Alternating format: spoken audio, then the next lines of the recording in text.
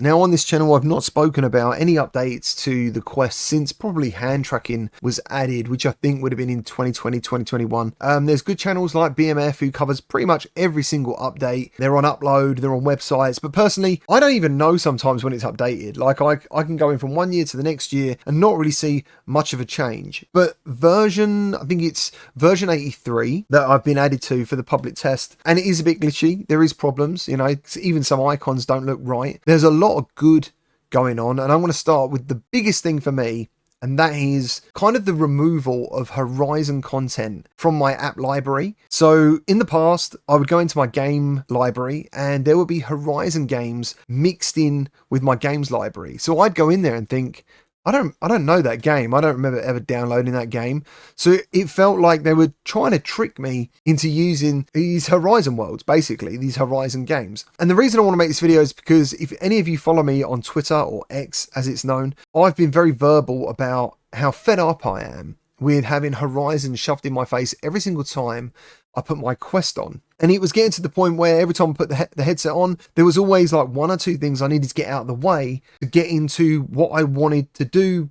And the reason I put the headset on. For me, the things I'm looking for are my games, new VR games, and updates to my existing games. That's all I care about. Just to quickly stay on point before I go into a deeper message, Horizon is now its own UI icon in version 83. And that is a massive win. Because for me personally, I don't want to go to Horizon, and I don't want any Horizon content. So I just think it's fair that I want to say that I'm really glad that Meta are finally listening to the users. For tech to evolve and tech to be user friendly, it's all about making it exactly what the user wants. It's all about making it feel personal. And for the last maybe 2 years, it's felt very impersonal. I felt like that was Meta's headset and I'm kind of just wearing it. As now it's looking like we might go back to what it was before with Oculus Home, where the environments feel like something I'm choosing and the stuff I want to look at. So I'm really pleased with that. It will never be Oculus Home, I don't think. Oculus Home was well ahead of its time. You could import 3D assets. You could have like box art for your virtual games. It was brilliant. Like, it was so ahead of its time. I really miss it. But anyway, so those two things that I'm really glad of. The removal of Horizon content in my apps and the kind of, I guess, the removal of Horizon from my eyeline. And it's not to say I've got anything against Horizon. If you like Horizon, that's fair enough. Go and enjoy it, but that's not what I'm in VR for, at least at the moment. Maybe when they upgrade the graphics and stuff, maybe there's good stuff to do. There's a couple of apps I like, but in general, it was always something I wanted to get out of the way. Virtual environments have massively improved, especially in clarity. So in the past, we basically had some like Quest 2 environments and we had to put up with them for a long time. Back in the day, they looked great, you know, they were kind of amazing. But now the new ones, and there's only I think 4 or 5 of them. One of them's Horizon, so I pretty much got out of that one pretty quickly, just in fear. But the other 4, they're really cool. Like they're really high fidelity, and it's just nice to go into a headset and be welcomed into virtual reality in that way. There's tutorials in there now, so if you're new to VR and you don't know what buttons do what, that's there, which I was very surprised about. They've even got things like you can have smooth turning in there. It sounds very obvious, but when you consider PSVR 2, for example, where if you get in the headset, first thing you're welcomed with is a flat screen, and that's fine, you know, if you're accustomed to VR or used to that UI. But when you get a VR headset, and for people who have first experienced virtual reality, why not put them in VR?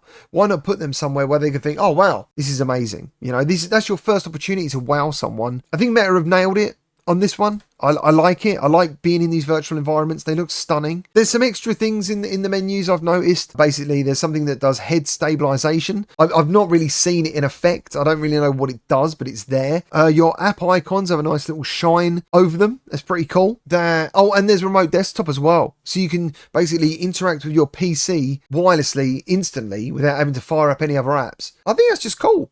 I think it's going the right way, and that's probably the reason I never talked about any other updates, because one, I never found them interesting. I've seen people like go crazy, like, oh wow, this is amazing. Never felt that, not since hand tracking. I really couldn't care less about the last probably 2 years of updates.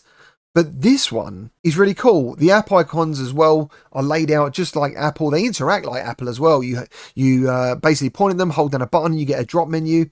And I saw a tweet from Bradley basically saying, if they're laid out like this for Quest, like Apple Vision Pro, they're kind of getting ready for eye tracking. And I'm sure you guys know, and I've spoken about it well in the past, the Quest 4 will have eye tracking. So we're getting a glimpse of the future.